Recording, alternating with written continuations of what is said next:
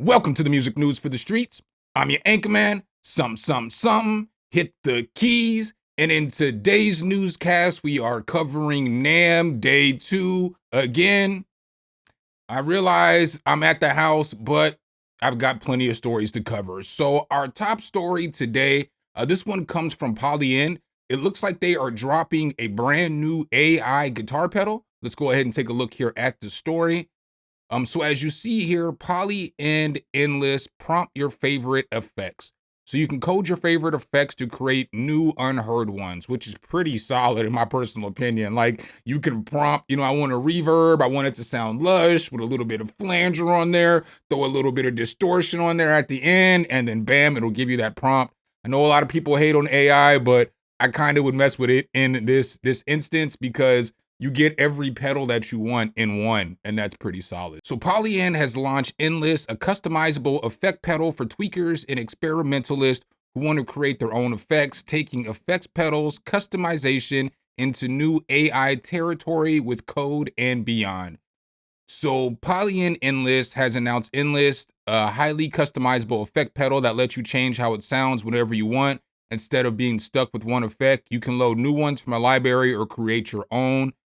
There's 3 different ways to play this thing. You can choose from a library of existing effects, write your own code, or use Playground Beta Tool to describe a sound and let the pedal generate it for you. No coding needed. The hardware delivers what is described as a professional grade sound with stereo 48 kilohertz to 24-bit audio path, which I'm guessing will really open up the possibilities of the effect you can create, as stereo is always more fun. So it says it's the first device of its kind to generate effects with simple text descriptions or through open source coding. Whether you need classic reverb, an amp simulator, a looper, or unique distortion, you can swap sounds in seconds via USB-C. Endless is based on a real-time DSP Core 720 MHS ARM Cortex M7, making it fairly powerful for an effects pedal.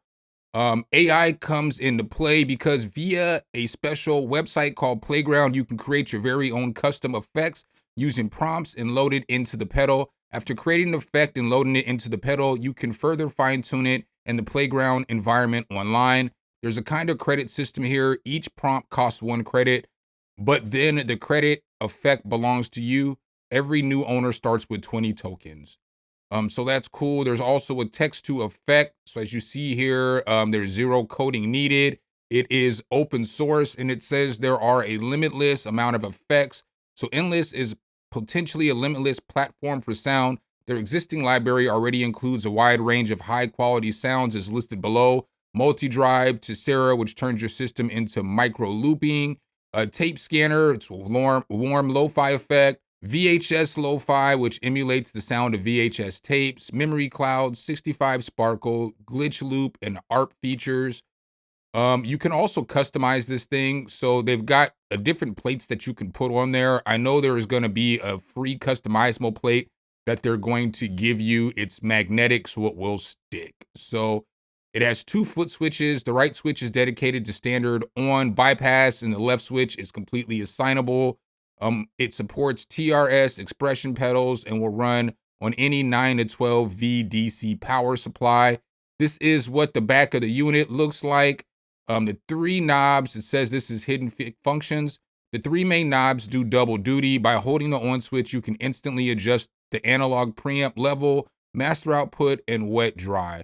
So the pre-order for this is going to be $299. It looks like it's going to start shipping February 22nd. Let's just take a quick look at this video real quick, because this video shows it actually in use. Could be a reverb, an amp simulator, a looper, a distortion, or a new effect no one has ever heard of yet. Build your effects with... So, I mean, like, you can hear it there. It sounds pretty fire. Definitely a dope pedal. I'm really interested in this one. I might try to get my hands on this for real. I always say that, but I'm really interested in this pedal. And up next, it looks like Neumann has re-released the classic M50. As you guys may know, I use a Neumann mic. I love Neumann mics. I have a TLM 103. So the story definitely interests me, so let's go ahead and take a look at it. A Neumann M50 V, a classic tube mic reissued. So as we see here, the M50 was first introduced in 1951. Damn, And due to its directivity and response character, became a standard in the recording of traditional instruments with orchestras and classical ensembles. In addition, this microphone became an instrumental in the development of the Decca tree stereo milking technique, which is still used today. So it says here, since its heyday, the M50 has been reissued in the form of the M50C, and although this latest iteration uses the same circuitry as its predecessor, the one notable improvement is the use of the ultra-low noise sub-miniature tube. This makes recording with the M50V as prestigious as the original, and the lower noise floor results in higher dynamic range. In addition, the new M50V uses the K33 Ti capsule with its lightweight titanium membrane for improved transient response compared to the previous reissues. With its classic pressure transducer design and fixed omnidirectional pickup pattern, the M50V is purpose-built for the use of the best acoustic spaces. So this is what the microphone is going to look like in all its glory. Looks like a Neumann. Obviously, Neumanns are beautiful to me. This is the inside circuitry of that bad boy. And this is the case that it's going to come in. So it looks like it's going to come with its own mount and everything, which is pretty cool. And it's going to come with the box for, obviously, the tube to get power. Another modernized touch to the RF-proof connector implemented in the M250C, which protects the signal from the potential interference of Wi-Fi and phone networks. Furthermore, there's a newly designed high-voltage power supply, which also offers compatibility with older versions of the M50. Overall, the M50V is an excellent choice for capturing acoustic instruments in their surrounding ambient environment, from strings to woodwinds to brass to drums. So, god damn. I didn't even look at the price on this one. I wouldn't even have covered this if I knew it was $12,000. I know ain't nobody, y'all ain't interested in that microphone. 12 grand. I bet it's fire though. Damn. I normally don't even curse in these videos, but Jesus. All right. From $12,000 to maybe more budget friendly, it looks like Behringer has just dropped a brand new synthesizer called the Behringer JN-80. Let's go ahead and take a look here at the story. So as we see here, Behringer JN-80, their Juno 6 60 clone edges closer. So I know this is already at NAMM. People are playing it and getting their, you know what I'm saying, their jams on. But let's take a look here at the story. The JN-80 is real, just like the BMX and the J2, which were spied on by Behringer stand at NAMM 2026 yesterday. Their Juno 660 homage has finally surfaced publicity, but it's now sporting a new name, the JN-80, leaving us in no doubt what this synth claims to be. So I think it's funny how they say pay homage more so than just steal their design. But I digress. And just like the BMX and the J2, we just first reported on this back in March of 2023, back when it was called the Neptune 80, replicating the classic Juno workflow and the color palette. It goes beyond the spec of the original with acclaimed 8 voices as opposed to 6. So potential features in this thing, we can expect a full MIDI via 5-pin and USB, allowing the JN-80 to fully integrate with modern studio setups. Word is that Behringer has successfully replicated the Juno sound by using recreations of the original chips. This includes the legendary BBD-based chorus that really made Juno sing. One presumes that the chorus selectors allow for them both to be activated at the same time to get the legendary chorus sound. Along, we hope the added noise, and it's good to see the arpeggiator all present and correct. So this does look very much like a Juno. You know what I'm saying? It does. It looks nice though. I'm not gonna knock it. It looks nice. The JN-80 deviates from its inspiration by giving users 400 patch slots and a handy display that neither the 6 or the 60 had. The keyboard is 4 octaves and in line with the DeepMind, Wave, and other similar keyboard, but it is nice to see the classic bender and LFO trigger button have been replicated. So this is what the original Neptune 80 looked like versus what the JN-80 looks like. You know what I'm saying? Similar. This obviously looks cleaner because it's the final picture. It's probably at NAMM. Some more information on this. It looks like the price on this is going to be 549 pounds, which is what, about 700 American dollars, 725 maybe. So you know what I'm saying? You can get this at, you know what I'm saying, Thomann or Behringer, but it looks like this is out now. And up next, I've got a story from Casio. That's right, I got a story from Casio. It looks like Casio is dropping a brand new sampler. Looks retro. Let's go ahead and check this thing out. So the Casio Sampler Future Retro Handheld Beatmaker is the SK Reborn. So one thing I remember about Casio and NAMM is that Casio gave us some free mustard. I remember that. I remember we got mustard from Casio. And I remember I got the mustard because of Venus Theory and Weaver. Shout out to Venus Theory for getting me that mustard. I smashed that mustard, dog. Some of y'all don't even know what I'm talking about, but I got some mustard from NAMM, dog. I got some mustard from NAMM. A big old bottle of mustard from Casio, and it was fire. All right, so let's go ahead and get back to the story. So the Casio Sampler. Casio is such a perplexing company. Fully agreed. It goes along releasing wave after wave of homemade keyboards and then suddenly drops something completely out of left field. There was the CT-S1000 vocal synthesis keyboard, and the Millennium Falcon Groovebox thing, and now we got the Casio Sampler.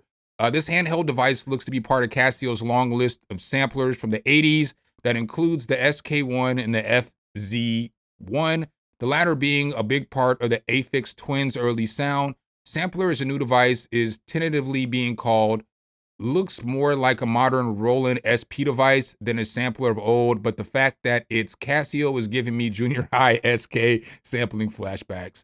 So first off, we should say that device is very much unfinished. A glance at one sheet at the booth in NAMM shows a lot to be determined, meaning that it's still in development, but what we've seen so far, Casio Sampler looks very, very cool. So as we see, this is what the back of it looks like. Obviously, this is what the front end of this thing is going to look like. Looks pretty cool to me. You know what I'm saying? So the sampler is portable. It's a standalone sampler with a built-in mic and speaker. It's got 16 pads arranged in a 4x4 pattern, just like the SP, with a large Casio-style calculator numbers emblazoned on them.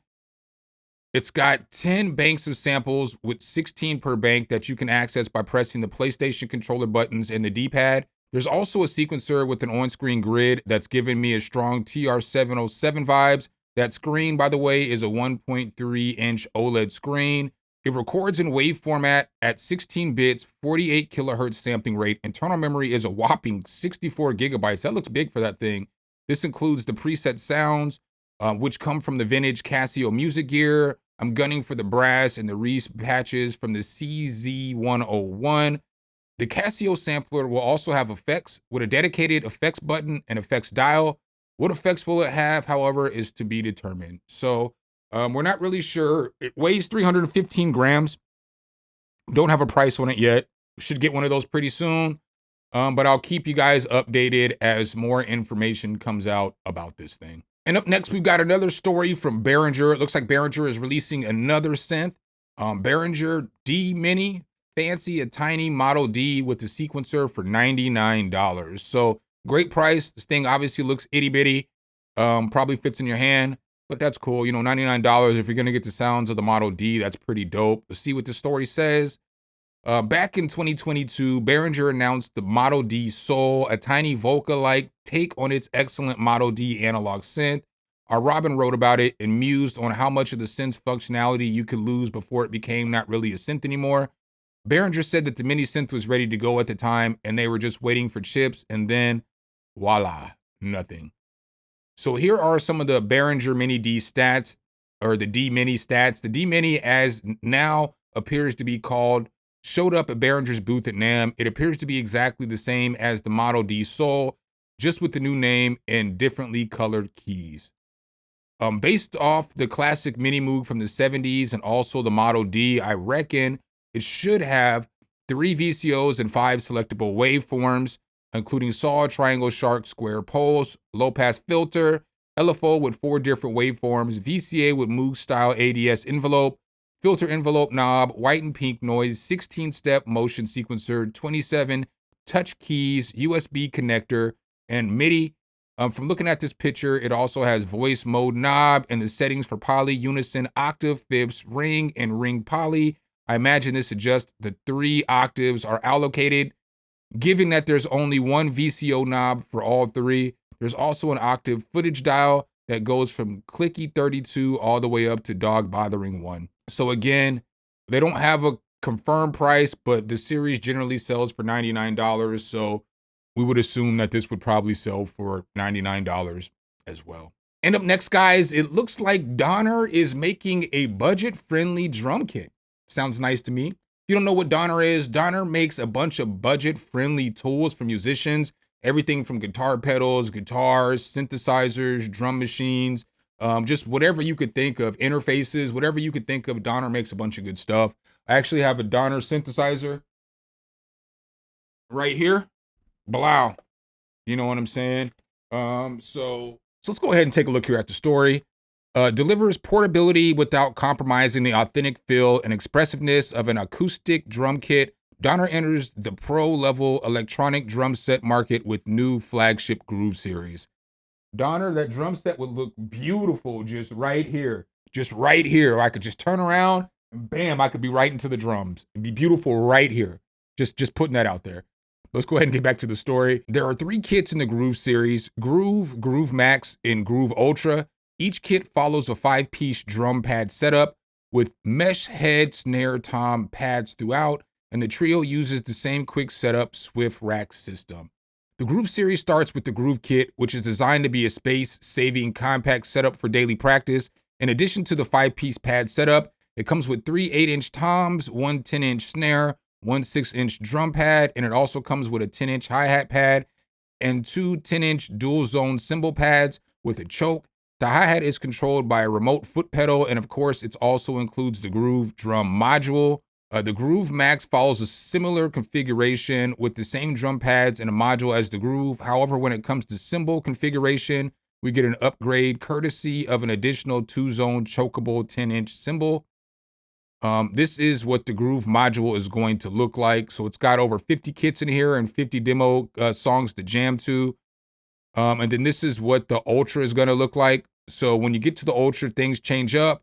The pads are upgraded to match the shell-like appearance of the snare. The sizes remain largely the same, but the floor tom is upgraded to 10 inches, matching the diameter of the snare pad. The cymbals are improved with the stand-mounted 10-inch hi-hat pad, as well as an upgraded ride cymbal, which includes a 3rd-zone bell for more expressive ride cymbal playing.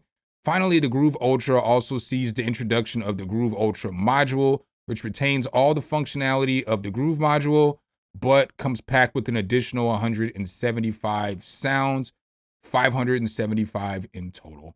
So I don't have a price on this yet. You know what I'm saying? Should be coming out soon. Again, I want to get my hands on this because I'm looking for a drum kit anyway, so maybe this will be the one I can use. And last but not least, guys, I have a story here from Audeze. They just dropped some new flagship headphones. These bad boys are expensive, but let's take a look at the story.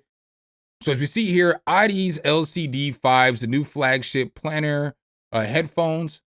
Basically, they're saying that these are the creme de la creme of headphones. It says here that the Audeze LCD 5s, the new LCD 5s uses a circle marl open back design with a combination of the highest quality materials, including genuine leather, magnesium, carbon fiber, and polished polymer acetate. The 90mm planar magnetic transducers use neodymium M50 magnets in a fluxor array, while the nanoscale parallel uniforce diaphragm produces a frequency response of 5 to 500,000 hertz.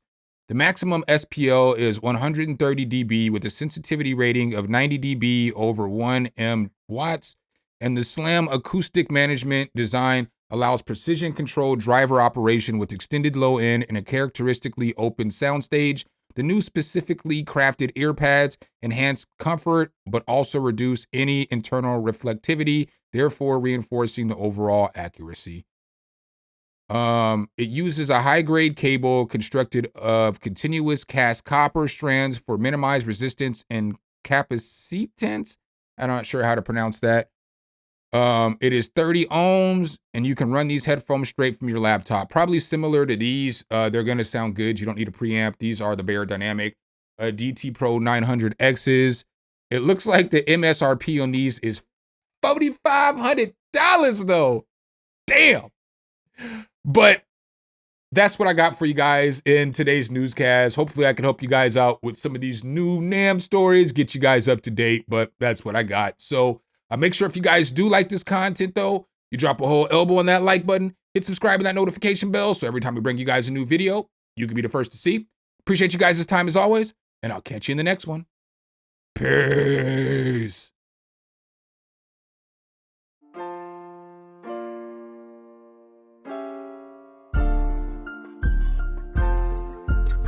Some, hit the key.